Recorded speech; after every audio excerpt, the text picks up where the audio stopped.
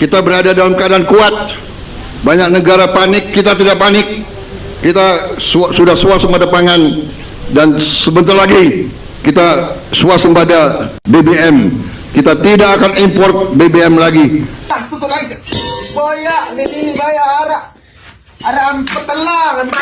Warga Palangkaraya antri BBM sampai berjam-jam, eceran kosong dari ujung ke ujung, tapi pemerintah bilang stok masih aman.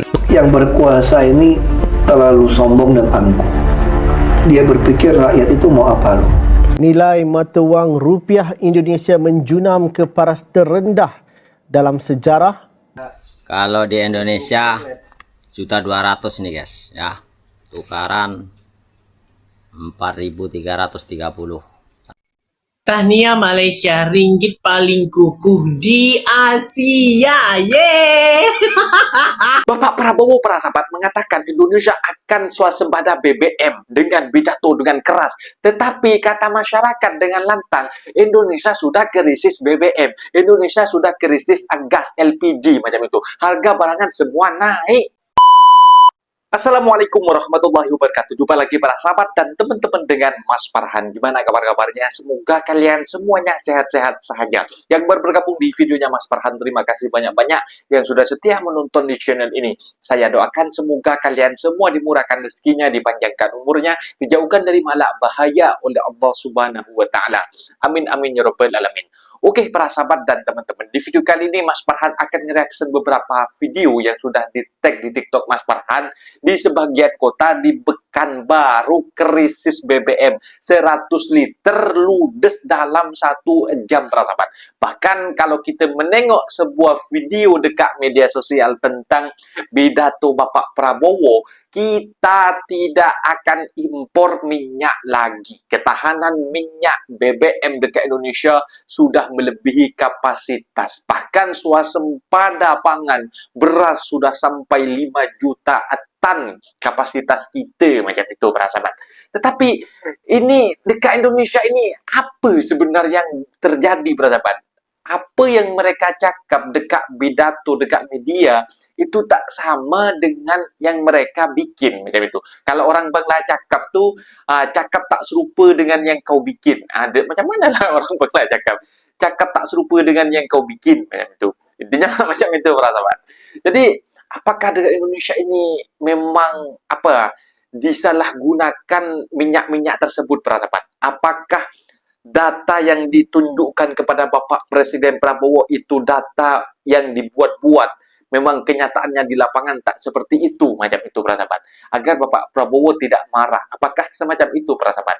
Bahkan kalau kita menengok nilai rupiah sekarang para sahabat, anjlok ke terparas sampai 17.500 sekarang para sahabat, hampir 18.000. Malaysia ringgit sudah 1 ringgitnya 4.480 rupiah para sahabat, hampir 500 macam itu para sahabat. Teruklah. Dan para sahabat penasaran kan seperti apa videonya? Mas Farhan akan ringkasin dalam videonya, akan kita tonton sama-sama.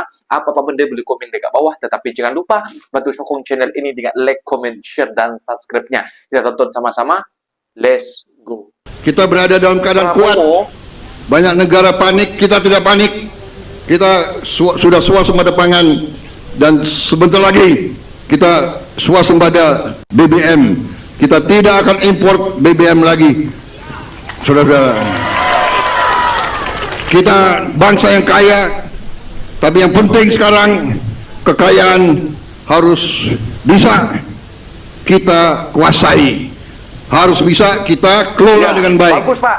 Ya, kalau kita malas, kalau pemimpin-pemimpinnya tidak jujur atau seenaknya, maka kekayaan kita akan diambil oleh bangsa-bangsa lain. Pekanbaru krisis BBM 100 liter ludes dalam 1 jam.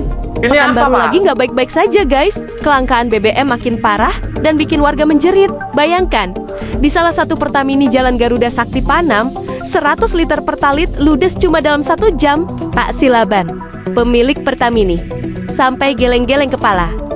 Buka jam 6 sore, jam 7 malam, stok sudah kosong melompong. Bukan cuma di Pertamini, pedagang eceran yang biasanya berjejer pakai botol mineral pun sekarang tutup karena nggak ada stok.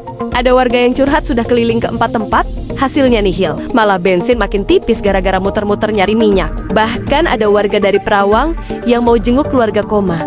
Terpaksa harus antre berjam-jam. Dan akhirnya terpaksa beli Pertamax Turbo biar mobilnya nggak mogok di tengah jalan. Antrean udah sampai ke badan jalan dan sangat mengganggu aktivitas. Sampai kapan warga harus begini? Apa yang sebenarnya terjadi di Pekanbaru? Buat warga Pekanbaru, gimana kondisi SPBU di dekat rumah kalian malam ini? Masih sanggup antri atau udah pasrah? Komen di bawah ya.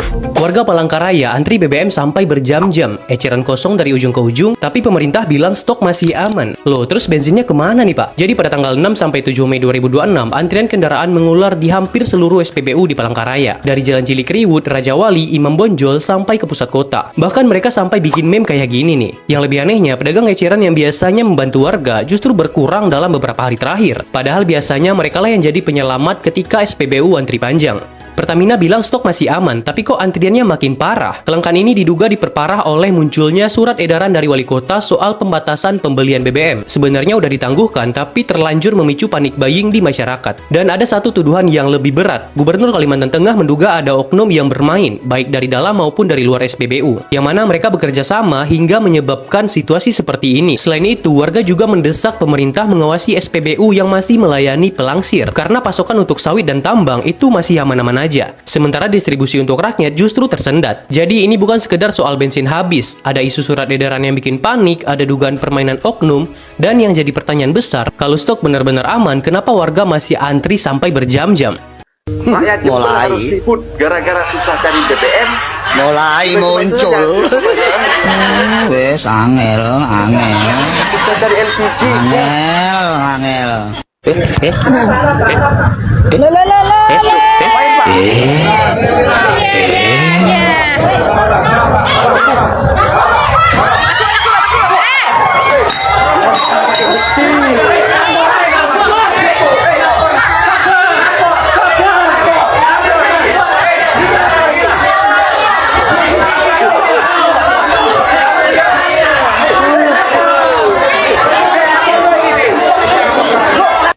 Masyarakat Mamuju, Sulawesi Barat dibuat bingung dengan fenomena kenaikan harga gas LPG 3 kg yang signifikan di tingkat pengecer. Seorang ibu rumah tangga, Naila, mengeluhkan harga gas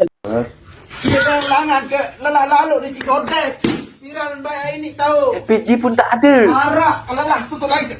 Boyak, ini bayar arak. Arak petelang, bayar godek ke gas seni. Kali-kali lelah karena lu ngeliat lama sistem godek. Yang berkuasa ini terlalu sombong dan angkuh. Dia berpikir rakyat itu mau apa lo? Lu semua kau bikin bodoh, bikin lu miskin. Makin bodoh, makin miskin, kau makin berkuasa. Dari mana Pak Ahok melihat itu? Karena kebijakan kok bodoh rakyat. Misalnya kayak kelompok gitu ya. Kalau saya tanya, mau bikin sekolah bagus, kasih makan bergizi, atau rakyat punya laptop yang bisa komunikasi kemana-mana. Kan dibohongin, Pak Mahfud dulu kampanye sama Pak Ganjar, internet dong. Tiap sekolah ada sarjana dong. Waktu tinggal sedikit. Waktu tinggal sedikit ya.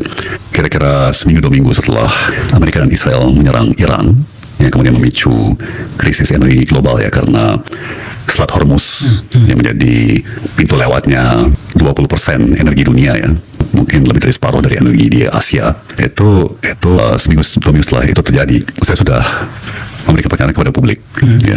Ini kita punya risiko nyata bahwa dalam hitungan minggu puluhan kota semenanjung Indonesia kehabisan LPG, kehabisan BBM.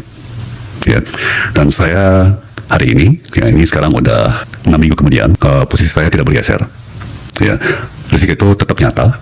Ya, meskipun stok masih belum malapetaka ya, belum sampai habis. Harga-harga tentunya semuanya sudah naik. Ya. Harga-harga BBM non subsidi sudah naik antara 40% sampai 60%. Ya. Di daerah-daerah harga LPG juga sudah naik. Kenaikannya tergantung dari daerahnya. Ya. Dan semakin banyak keluhan dari daerah-daerah bahwa itu pun kalau bisa dapat stoknya LPG.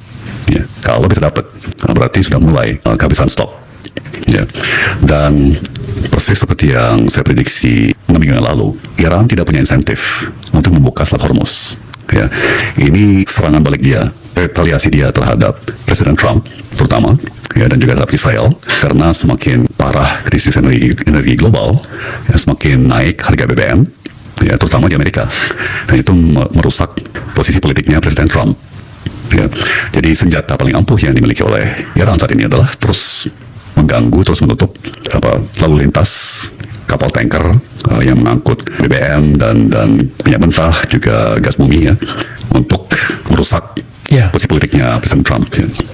Hemat saya tidak berlebihan kalau kita mengatakan patut diragukan dengan tren yang ada sekarang, apakah kita bisa bertahan sampai akhir tahun. Ya, dari segi ruang fiskal, dari segi neraca pembayaran nasional, ya, dan struktur dan arus modal termasuk utang negara. Ya. Nah, apa yang harus kita lakukan sebagai warga? Ya, kita udah harus ngurangin pengeluaran. Ya, harus menghemat apa yang bisa dihemat, nabung apa yang bisa ditabung, ya, untuk bangun sebuah cadangan yang idealnya sih cadangan yang istilahnya liquid, ya, cash. Tapi dari tahun lalu saya sudah mengimbau, ya, kalau ada tabungan ekstra, ya, segera buka rekening valuta dan simpan tabungan itu dalam bentuk dolar atau Singapura dolar atau euro. Itu sudah saya suarakan dari setahun setengah, bahkan 2 tahun yang lalu. Dengan berlalunya waktu saya semakin kencang menyuarakan itu, ya, dan terbukti, ya kan, kurs rupiah kita turun cukup banyak. Yang gue takutkan di tahun 2026 ini yang isinya konflik mulu, Iran versus Israel, presiden nyulik presiden. Ini Indonesia memang secara radius ribuan kilometer, tapi dampaknya adalah ekonomi kita, bro. Semua hancur, IHSG melemah, rupiah melemah, perbankan semua melemah. Lu mau berharap apa sama negara kita, bro? Ini baru aja terjadi pelemahan sepanjang sejarah terlemah Indonesia rupiah. Ini double kill, bro. Pertama, Indonesianya rupiah memang melemah, kedua dolarnya menguat. Bro, lu kerja keras mati-matian banting tulang, lu punya 100 juta tahun lalu, sekarang tahun ini nilainya cuma 70 sampai 85 juta hasil dari depresiasi mata uang kita yang kena inflasi secara real, ya. Kita nggak bicara inflasi yang ditulis BPS, realnya. Gua mau buka-bukaan di sini, tahun lalu gua nabung dolar 10.000. Itu waktu itu nilainya cuma 160 juta rupiah. Tahun ini gua dapat keuntungan jadi 170, naik 10 juta. Gua bukan seneng, bro, itu sedih. Mata uang kita melemah soalnya. Lu penasaran kan gua pakai apa? Gua nabung dolar itu pakai namanya USDT. Buat yang nggak tahu, ini gua bukain, ini gua pakai BitTime, di mana ini kita bisa sekalian staking dengan APY itu sampai 6,5%. Apalagi lu yang mau cairkan USDT ini, kalian dapat keuntungan. Kalian mau cairkan ke rupiah itu biaya termurah se-Indonesia cuma 2.000. Bahkan lu swipe USDT IDR ini bebas biaya, gratis. Tapi disclaimer, ini bukan saran investasi. Ketika kalian mencapai kekayaan tertentu, skill yang lu butuhkan sekarang adalah mempertahankannya. Lu punya 100 juta sekarang aja, tahun depan gak kena inflasi, itu lu udah jago investasi. Gua Zabdil, gue suka bahas investasi, manajemen keuangan. Follow kalau pengen belajar tentang ilmu gratis keuangan setiap hari. Nilai mata wang rupiah Indonesia menjunam ke paras terendah dalam sejarah, melepasi 17,500 rupiah bagi setiap $1 Amerika Syarikat pada Selasa. Penyusutan itu berlaku ketika mata wang negara-negara Asia sedang pesat membangun terus tertekan susulan konflik yang berpanjangan di Asia Barat yang menyebabkan harga minyak kekal tinggi. Selain rupiah, peso Filipina turut merosot 0.8% sekaligus mencatatkan kejatuhan untuk 3 sesi dagangan berturut-turut. Sejak konflik di Asia Barat tercetus pada penghujung Februari lalu, rupiah susut hampir 7%, manakala peso Filipina merosot hampir 5%. Penganalisis kadar mata wang MUFG Lloyd Chan berkata, Indonesia kini berdepan tekanan berterusan susulan gangguan bekalan tenaga dan risiko kekurangan bahan api. Dalam perkembangan sama, indeks saham utama Indonesia jatuh sehingga 1.5% ke paras terendah sejak Jun tahun lalu. Di India pula, rupi turut mencatat paras terendah baru berikutan kebimbangan terhadap harga minyak mentah yang dijangka kekal tinggi.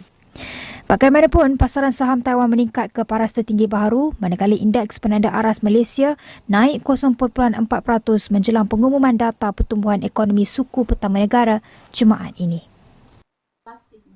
Duit segini guys, 300 ringgit. Kalau di Indonesia 1.200.000 nih guys, ya. Tukaran 4.330 atau 2.300. 4 kali 3.200.000 lebih guys. Kalau di sini cuma 3 lembar saja guys, 4 lembar sama ini. Guys ya, hampir 1,5 juta. Baru-baru kalau duit sini guys ya, tidak macam duit Indonesia tuh lecek-lecek. Di sini duitnya baru-baru, jarang dipegang manusia. Karena di sini manusianya sedikit. Tahniah Malaysia, ringgit paling kukuh di Asia. Yeay! CNBC Indonesia melaporkan sejak Januari hingga 28 April 2026, ringgit Malaysia merupakan mata uang paling kukuh di Asia. Yeay! Tepuk tangan dong, tepuk tangan. Sebelah aman gak? Sebelah aman gak? Aman ya? Aman ya? Aman ya? Aku harap aman yang sebelah. Aman ya? Kalau aman ya udah, bye. Nah, itu dia para sahabat dan teman-teman video yang sudah kita simak bahwasanya Bapak Prabowo sempat mengatakan para sahabat Indonesia akan mengadakan swasembada BBM macam itu. Indonesia tidak akan impor lagi ke negara lain. Kita sudah akan swasembada BBM macam itu.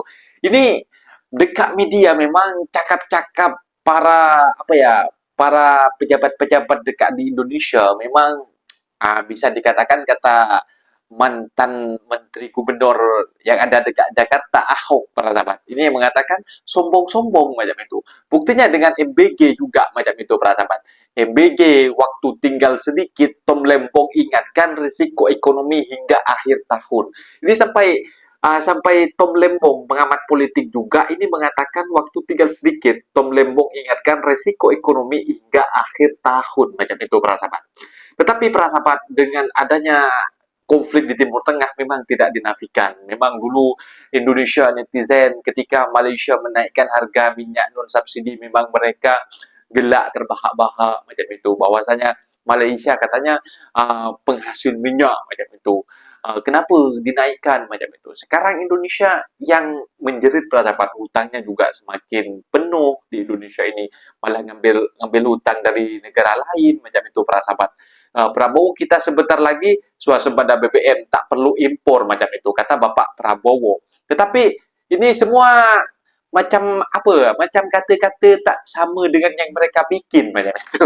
Kata orang Bangla, mereka cakap tak sama dengan apa yang mereka cakap macam itu. Orang Bangla cakap, para sahabat. Kalau dekat Malaysia kan macam itu, para sahabat. Ini bahwasanya Bapak Presiden mengatakan Prabowo kita sebentar lagi swasembada BBM, tak perlu impor, katanya swasembada beras, pangan macam itu, sudah hasilnya 5 juta tan macam itu dekat di Indonesia. Ini bahkan ada isu dekat di media sosial yang digoreng sampai saat ini, Malaysia ingin impor beras ke Indonesia dengan harga di bawah 10.000 katanya, para sahabat. Ini digoreng sama netizen Konoha. Ini betul lah macam itu. Memang nak harga yang murah karena ini nak biaya kos pengiriman dan juga dan dijual lagi macam itu. Ini membeli dengan harga yang sangat kapasitas yang besar macam itu. Patutlah minta harga yang rendah. Tak sama dengan warga di Indonesia yang belinya hanya berapa kilo sahaja macam itu, para sahabat. Bahkan netizen dekat Indonesia mengolok-olokkan bahwasanya Malaysia mengemis ke Indonesia macam itu. Bahwasanya Indonesia sekarang ini jangan sibuklah ke negara orang, sibuklah ke negara kita sendiri, diperbaiki ekonominya, pengelolaan ekonominya juga macam itu, para sahabat. Agar tidak kolab negara kita sendiri, menyibuk tentang negara orang, negara kita abur adul macam itu. Mungkin videonya sampai di sini, para sahabat, dan teman-teman apabila ada kata benda yang silap, Mas Farhan minta maaf sebesar-besarnya, mohon dibenarkan di kolom komentar. Assalamualaikum warahmatullahi wabarakatuh.